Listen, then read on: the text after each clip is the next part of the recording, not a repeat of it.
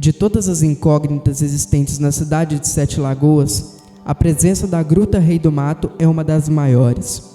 Grande maioria dos sete lagoanos não possuem conhecimento sobre o monumento natural que aqui guardam um grande mistério. A ausência de informações é algo decorrente e que não é de preocupação das pessoas que se encontram desinformadas. Contudo, é necessário que toda povoação possua sua narrativa, para que seu legado se perpetue e a sua relevância seja enxergada por todos que busquem por seu conhecimento. Sete Lagoas sofre de uma extrema carência de informações a respeito de um dos seus maiores pontos turísticos. Entretanto, é algo que pode ser solucionado. Eu sou Thales Rocha e vou lhes apresentar tudo sobre a gruta. Do Rei do Mato a Eloy de Deus, a história por trás da história. Você conhece a Gruta Rei do Mato? Não. Eu sempre passo lá, tenho muita vontade de ir, mas nunca fui. Olha, já tem bem uns 10 anos que eu fui lá. Depois não fui mais. Você sabe alguma coisa sobre a história da Gruta Rei do Mato? Alguma coisa que você já ouviu falar sobre a gruta? Não, também não. Nunca tive a curiosidade. Nunca fui lá. Conheço por nome. Ainda não também. Não. Na época, me parece que tinha uma pessoa que residiu nessa gruta por muitos anos, né? E depois ela, não sei se morreu ou se sumiu, aí descobriram a gruta lá.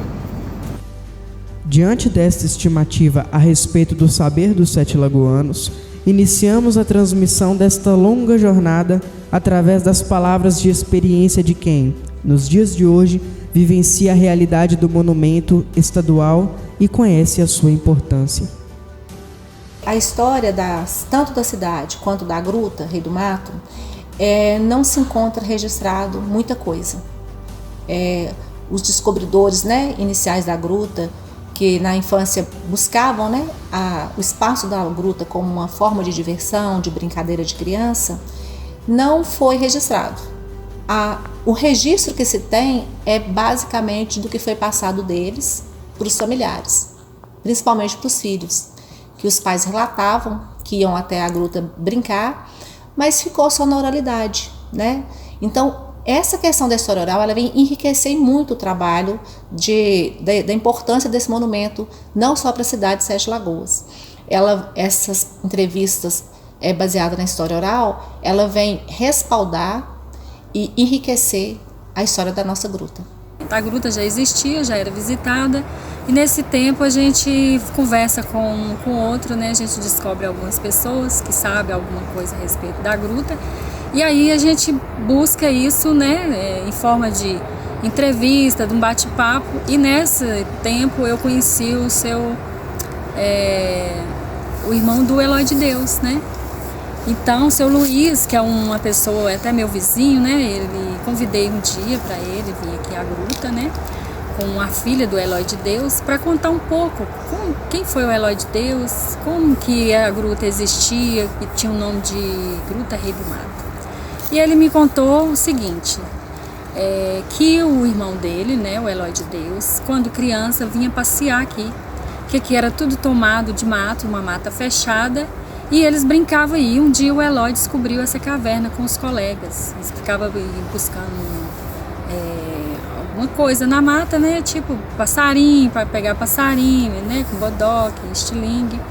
E um belo dia eles descobriram esse moço aqui, escondido aqui, um moço que ficou aqui bastante tempo, não sabe o nome dele. Da mesma forma que ele veio, ele foi embora. E aí o Eloy, criança, e foi crescendo e vendo. Ele buscava as coisas dentro da gruta para colocar no presépio da mãe dele, que eram as pontinhas das estalactites.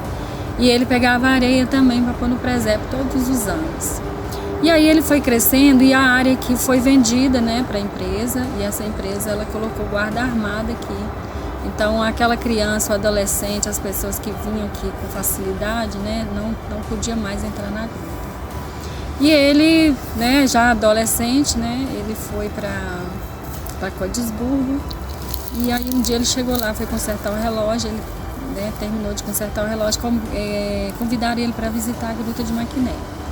Daí, quando ele chegou lá, que ele viu tantas pessoas, ônibus, pessoas visitando, ele ficou assim super encantado. Que como que lá tinha tanta turista, aqui na Lapa do Vagalume, que era o nome que ele dava para aqui, né, da Gruta Rei do Mato, ele chamava de Lapa do Vagalume, que aqui ia dar muito mais turista, que era uma indústria de turismo, uma indústria sem chaminé. Ele chegou a dizer isso.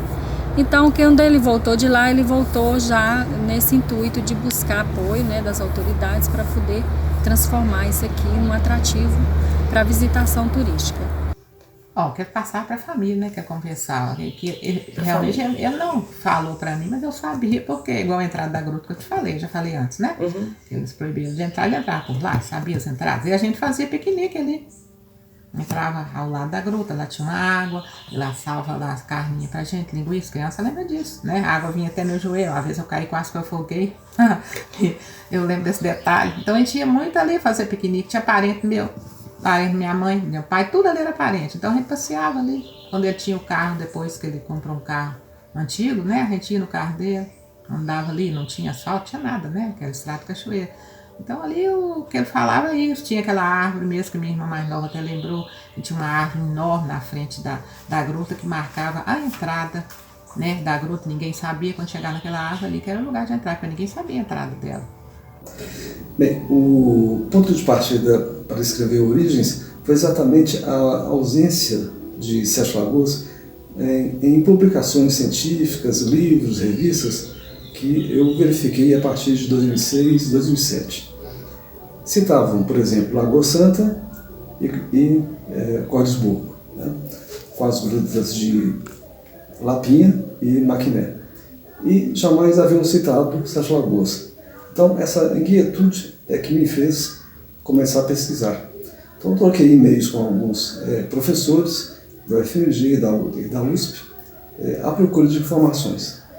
Alguns anos depois, o professor Walter Neves publicou o livro O Povo de Luzia. Finalmente, Sete Lagoas apareceu. Então, aí houve esse complemento desse quebra-cabeça, em que Peter Lund sai de Curvelo, vem para Sete Lagoas, faz também pesquisas científicas e descobre em Sete Lagoas, em nosso território, alguns ossos pré-históricos, né? E penso eu que também originários do povo de Luzia, o mesmo povo que habitou hoje Lagoa Santa e outros municípios da região chamada Lagoa Santa, dentre os quais Sete Lagoas, Matozinhos, Pedro Leopoldo, e essa região muito vasta, a gente conhece como região do Caixa. Então, a partir da publicação de O Povo de Luzia, aí sim eu me vi em condições de escrever Origens, com esse pano de fundo, o circuito das lutas, da pré-história até a Rota Lund. A minha ligação é através do meu pai, que foi secretário, diretor de turismo na época, e que foi um dos primeiros a dar andamento na abertura da Gruta do Rei do Mato. E através do relojoeiro José Eloy e de um amigo dele, que foram até a Secretaria de Turismo, e informaram ao meu pai que tinha uma gruta em Sete Lagoas que era mais bonita que a Maquiné. Aí meu pai teve interesse, foi lá com eles e a partir disso aí, meu pai começou a dar andamento já na abertura da gruta. Foi lá, conheceu a gruta, achou muito bonita a gruta e começou a dar andamento para a abertura da gruta. E ele ficou na prefeitura até 1972, que foi a época que o prefeito Alberto Moura saiu e entrou o prefeito Sérgio Emílio. Aí o Sérgio Emílio era muito amigo do meu pai e continuou dando sequência à abertura da gruta. E a gruta foi aberta na gestão do prefeito Marcelo Cessé. Então a minha ligação com a Gruta do Rei do Mato começou através do meu pai. Vocês sabiam da existência de um cemitério indígena sobre a Gruta Rei do Mato? Pois é, na verdade não se sabe ao certo. Existe sim algumas falas soltas, alguma coisa solta em relação a isso. Mas será que existe mesmo? Para saber é preciso investigar, é preciso pesquisar, é preciso envolver, mobilizar, criar políticas públicas, é preciso de investimento, de recursos, Enfim, o que nós precisamos é conhecer melhor o nosso ambiente. Eu acho que falta isso para Sete Lagoas. A gente tem um exemplo clássico aqui de Matosinhos, cidade vizinha, de um levantamento espeleológico que foi feito lá, que foram cadastradas na Sociedade Brasileira de Espeleologia mais de 280 cavernas. Sete Lagoas tem cadastrado um pouco mais de 20, mas essa não é a realidade do nosso município. Tem muito mais cavernas. Então é preciso investir, pesquisar, conhecer. É preciso conhecer essa história primitiva. É preciso conhecer essa história mais recente, porque senão as coisas vão se perder.